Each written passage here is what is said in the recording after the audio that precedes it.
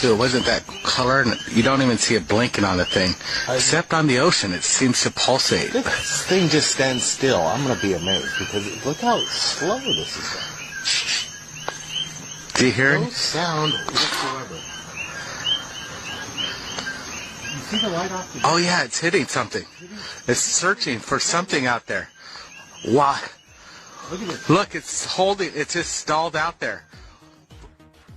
Brent was there filming, and I was there just basically being a spectator for a UFO event. And as you could hear, there was nothing that could indicate that this is any kind of conventional aircraft. We didn't hear anything. It was totally silent, Blake. You're absolutely right. And take a look at what's happening here. We got a super close up of whatever we witnessed last night, and you can see it's illuminating the ocean like I've never seen anything do before. That is wild.